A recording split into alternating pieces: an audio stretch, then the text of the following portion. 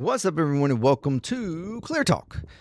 So in this video, we are going to be talking about Iran and what is going on over there, and what are we going to do about it. Thank you very much for joining me here at Clear Talk. If you're new here, welcome. If you'd like to check out videos from the channel, please do so. Consider subscribing, like, share, comment, all the good stuff to get more videos in front of more people. If you'd like to check out videos from my other channels, JMDPLAY, puzzling there. If you like what you see there, consider subscribing to those channels. That would be amazing. I help out those channels as well. Patreon there, $3 a month. You can help support any of the channels you would like. To grow those channels, to grow Patreon, to grow JMD Nation at large. Contribute however you would like. Any way you want to contribute or support JMD Nation is very much appreciated, and I thank you very, very much. And if you're returning, you're freaking amazing. Welcome back. Thank you for coming back over and over again. So, all right, what's going on in Iran? I tried to make that as quick as possible. Hey, I knocked it in a minute. Okay. So, for about, I guess, maybe it's going on 3 weeks now. There's been an uprising in Iran from its citizens, and it has grown all over the country. There are protests from the capital to pretty much every, I guess you could say, like parish or whatever, in the country. There are protests coming up, very much similar to like our No Kings protests and stuff going on here, and where we have protests in every single state. Very similar. These protests have grown and grown and grown over the weeks. It initiated pretty much as because the economy of Iran has just fallen off a cliff, basically. The Iranian they're like dollar or whatever, it has weakened tremendously. The inflation is like around 40% or higher. So and this is, of course, because of them being separated, economically from the rest of the world for so long now, are the sanctions that we have on them, and plus other sanctions from other countries. They just have not been able to, and poor management, I'm sure, is also a part of it. But like the economy is just going to shit, and people are upset. It has hit a breaking point, a boiling point, and they are basically to some degree calling for the end, I guess, of the regime, of the Ayatollah that are in control. The oppression and suppression that they have had for decades now, since the revolutionary back in the 70s, which we were a part of. That helped the Ayatollah gain power and take control for our own benefit back then. But now, I mean, anyways, there could be a great history lesson here to spoke about, but because Iran at one back before the 70s, or in the mid 70s, before, I mean, Iran was, basically like a Western state. It was freedoms under the Shah. I mean, they were pretty prosperous. They were growing, they were a massive nation. And as the oil started coming into major play, and UK and America and other wanted connection and part in that oil industry, and they basically, kind of like similar to Venezuela, they were like, look, we want to keep control of our resources. We don't care for you coming in here and taking over. We just did so anyways, and up into that regime, up into that government. And what took place? The Ayatollah. And they've pretty much been in control since, and everything completely changed in Iran. Went to a full-on theocratic, Islamic extremist governance, basically. And while that benefited us at first because they gave us access to the oil and everything at first, but then relationships faltered and blah blah blah, and to the point that now they are terrorist state and we are we hate them and now we got to go in and save the people. It's amazing. And yes, that is very very lightweight version of that, but whatever. So now we have an uprising happening once again. There's been uprises in the past, but it ultimately did not put enough pressure on the government to end. So now we have probably the largest protest yet. There is very much like here, when it comes to protests, you have peaceful ones, and then you have some who decide to get violent and aggressive. Rioting happens. Same thing going on there. Their government and the military is pushing back, of course, just like we tend to do here. It's amazing how that works. And unfortunately, though, there have been a lot killed because they have way looser policies there, to say the least. The number is unknown. There has been on low a few hundred or around 500, upwards. Some claim as much as 2,000 since the start of these protests. Protesters / rioters have been killed by the military forces that are pushing back on them. So this is becoming potential, and those numbers are varying depending upon the humanitarian groups or whatever activist groups that are trying to keep count or take count. There is plenty of reports of hospitals being overtaken by the amount of dead and injured coming in, and they're being bombarded. It's hard to take care of everybody, and so there's been talk from, of course, Trump. This administration, of course, we in U.S. has had very harsh opinions on Iran for a while now. And first we were trying to do negotiations, have talks, create meetings where we could, try to work out with the Iranian government, or at least that was what they were saying they were doing. Not sure to what degree that was really happening. But you have the Iranian president who is a little bit more, because you've got kind of a monarchy set up there. You have a kind of like prime minister or supreme leader who is the Ayatollah, like supreme leader, and then you have like a state sanction, like mini government kind of underneath to some degree with a president. The president is a little bit more progressive in the extent of like progressive for Iranian for Iran anyways. So he has had a more of a stance of like he has been verbally stating how the military forces and the police forces or whatever, the enforcement forces, needed to calm down and try to,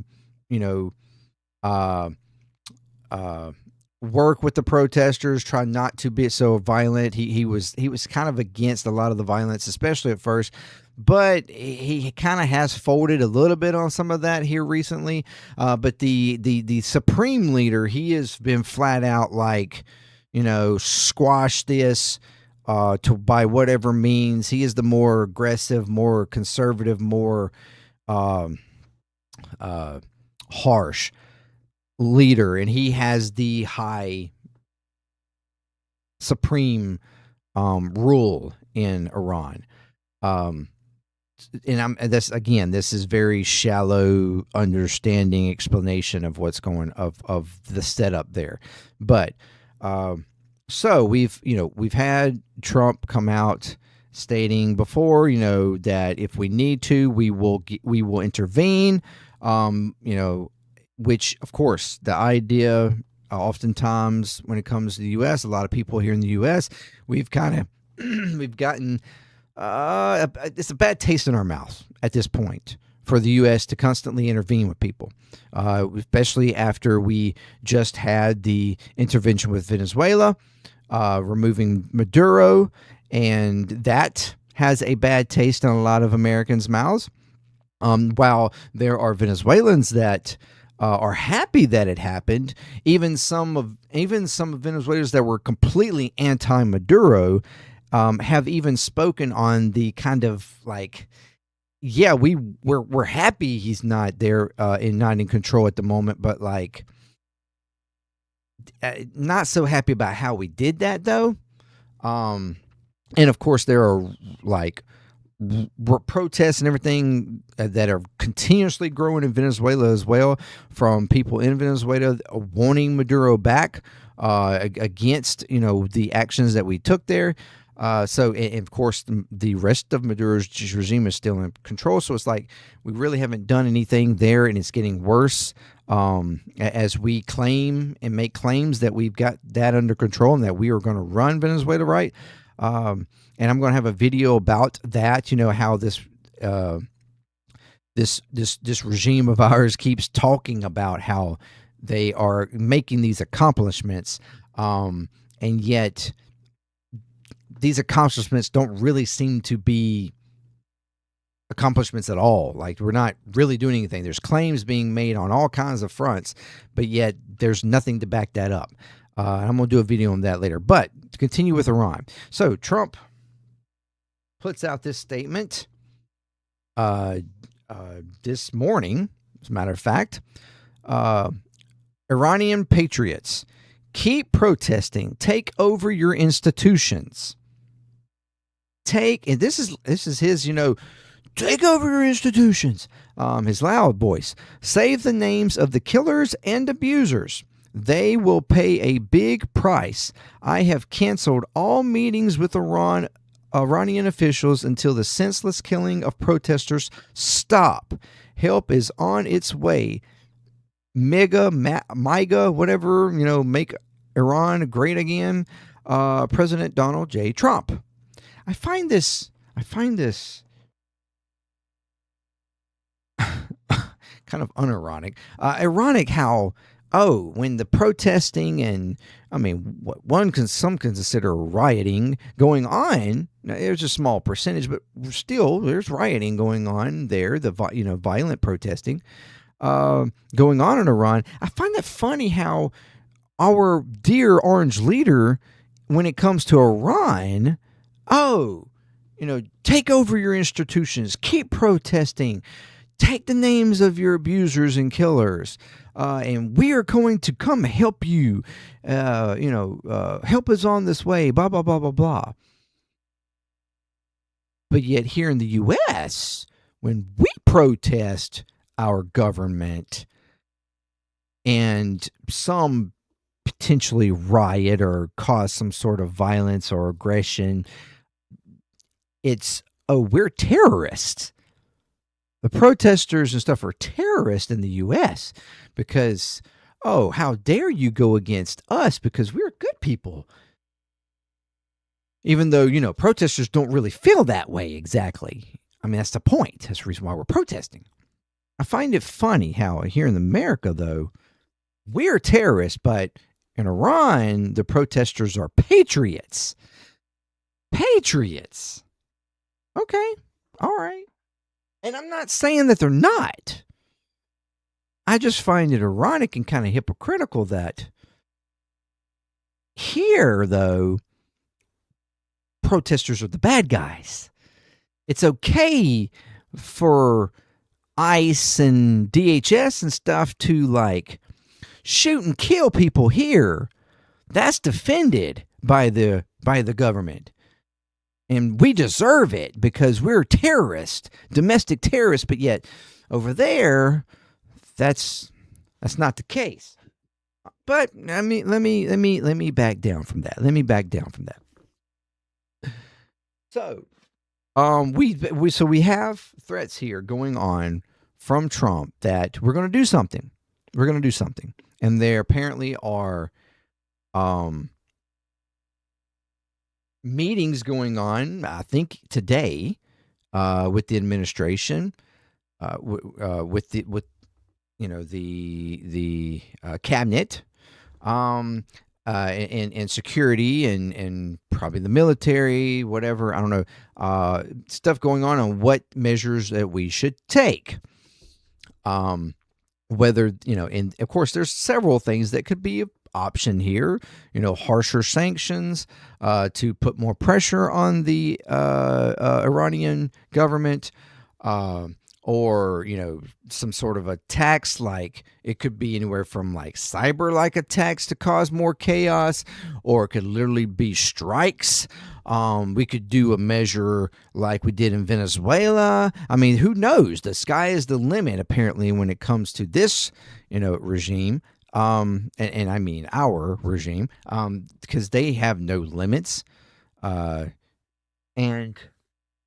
because America's all powerful, we can do whatever we want. Trump, he has, he can do whatever he wants. He ignores our war powers, even though Congress just recently, when it come to Venezuela, stated, hey, you any further action, you have to come through us now. And he made a whole big uproar about that because he feels like he should have supreme decision on sending our military and doing any kind of war or military process or whatever, anything he wants, procedure he wants, because he deems himself as having the moral compass for our country, to do any kind of military action he wants anywhere he wants against anyone he wants. So, what could possibly happen here with Iran? There you go. Anything. But the question is, just like it is in Venezuela, we make an action there. What's the day after plan? Same thing we've talked about with Iran. With Israel when it comes to Gaza. We can allow Israel to bomb the living fuck out of Gaza, but what's the plan? What's the day after plan? What's going to happen there? What are we talking about here? Even though many of us don't like these actions and how you're going about it, but okay, now that this is over and done with, and we have no control of that, what's the after the day after plan? What are we doing to help these people? Are we going to help these people? What's the plan?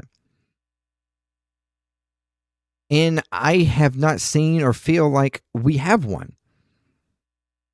You're talking about and Iran is not Venezuela. Iran's not Gaza.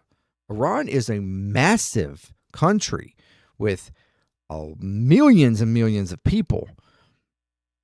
And you were talking about people who have lived under this, arguably and understandably or like very much suppressive regime for decades now. And how are they going to react?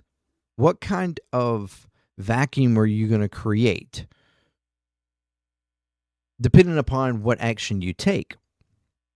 Me, personally, I am a complete non-interventionist. I don't think we should intervene whatsoever. When it comes to another country, if something's going on there, if their own people rise up and pressure against the administration or whatever, or the government, and press them out, push them out, make them invalid to the point that they, have no choice but to leave or to end, and then the citizenry reconstructs or You may need assistance, but rebuilds, put somebody else in power. Rebuilds the government or the policies and whatever to better suit them. Like a democracy or what? Fine. Like, I have no problem. And if we gave aid in that, as in like humanitarian aid, and services to assist them in that, okay, I can see and get behind that. But if we're talking about violent force, if we are talking about dropping, attacking with missiles or bombs, or doing some sort of military action of removal of leadership and things like we did in Venezuela, we're talking about a whole different, like, that's a whole different thing. And I would have agreed and understood those type of actions even in Venezuela if we assisted the Venezuelan people, if that's what they wanted to do, if they wanted to uprise and remove their own government, if we wanted to assist them in a way that helped them, I can kind of understand and get behind that.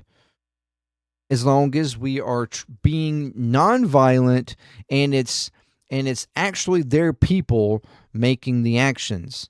Same thing with Iran. If in which they're having an uprising there, protests and everything, if the and applying pressure, even though right now the government is pushing back militarily with their enforcements and stuff, and people are dying, no doubt. There are also reports of enforcers also dying and being killed. Not as many as protesters, but there are I think a couple of hundred of the military members have died. If I could be wrong there, but I think that's what I heard.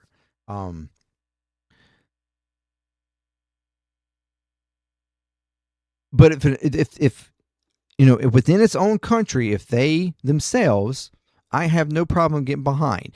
And if the government ends or steps down, clearly the citizens will need some sort of backing and helping with different services and stuff and infrastructure, like development or continuations, whether it comes to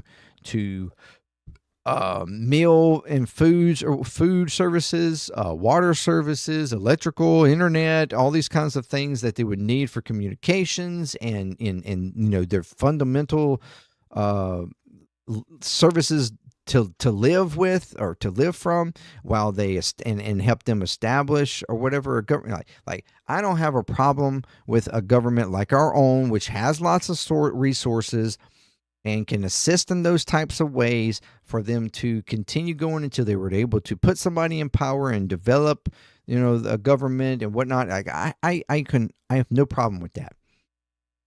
As long as we are not going over and trying to take over their resources and trying to like put somebody in place, or like if we're not, we're going like we've talked about in Venezuela, or like we have done or attempted to do in other places like Iraq and Afghanistan. And I mean, we've seen in history that does not work. When we, in my opinion, overstep how we help and assist in countries democratizing themselves or whatever. That's always been my problem with that. When we're trying to take advantage of the situation. People don't like that. People get a bad taste when that happens.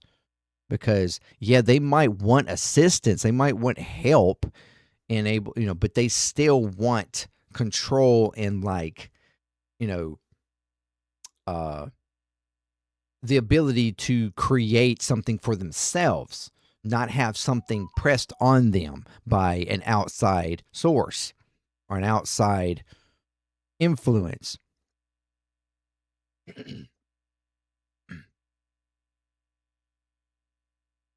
But that's what's up in the air right now, is what does Donald Trump think? What do the people around Donald Trump think? And how are they trying to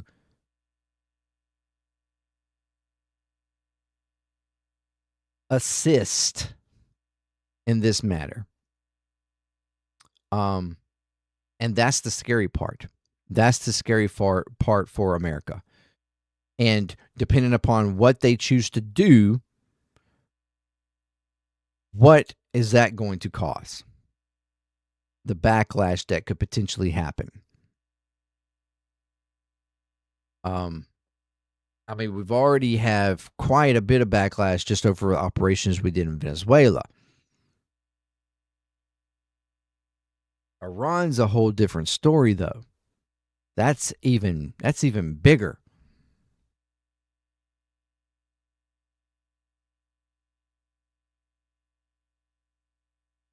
But that's what our administration, our regime is about. The aggressiveness and taking over, like to create conditions. That's what our government has been doing for decades now, though, creating conditions in suppressive or oppressive areas of the world to create chaos in order for us to come in and save those people, all the while actually just trying to take resources. That's what we've done over and over again. That's what we do. We create conditions, and then when those conditions create other conditions like our immigration conditions that so many people can't stand or think are bad for the country, we helped create those conditions because we wanted to create the chaos enough that over time conditions would lead to the point that we would have to intervene, and then we take over so that we can take over resources. It's all a drawn out plan. And while other leaders that we have had over our government and other administrations have done this in kind of a low key way, as the kids say it, kind of, underground, kind of smooth, like, slow and controlled, in their words, probably. This administration is like a bull in a china shop, where they're just like, let's just fuck it up. Let's just fuck it up and see what happens, Let's just fuck it up. It'll be fine. It'll be fine. It'll be fine. Everybody will go along with it. Yeah, people might be freaked out about it at first, but they'll be over. They'll get over it quick because we're gonna fuck up over here too, and they will forget about this over here because they'll be worried about this over here, and then we'll fuck up over here, and then they'll just be. So we just keep fucking up. We'll just keep fucking stuff up. We're just gonna keep breaking shit, and they can't keep up with what we're breaking, and they'll get over it, and then we'll just do what we want. That's what this administration continues to do over and over again.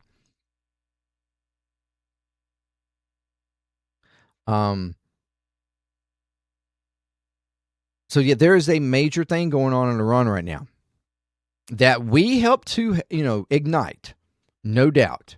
The actions of the United States and Israel over the past year, when it comes to Iran, over the past couple of years, this leads all the way back. It leads back way before then, honestly, but it leads back to Trump's first administration and when he ripped up the Iranian deal. Iran was starting to, grow and, getting itself acclimated back into the world economy after the Iranian deal that Obama did. There was a positivity that was happening there, where, yes, the Ayatollah was still in control, but at least there was some sense of keeping them at bay when it comes to certain things or certain interests that the United States wanted to make sure it didn't happen. But Israel wasn't okay with that. And that's what reason why Trump ripped it up. And then nothing happened after that. Biden didn't fix it. He didn't get back in the plan because Biden is up Israel's ass too. And he had no intentions of making the plan, of fixing that. And then we right back to Trump, and he just makes it worse.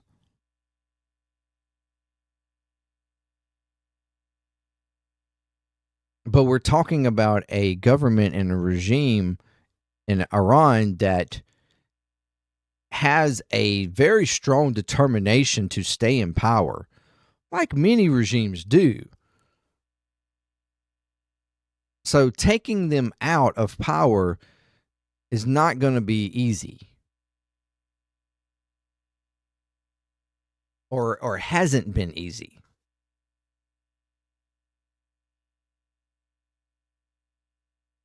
But they are on the brink right now. The question is what is the U.S. going to do? To what extent are we going to intervene?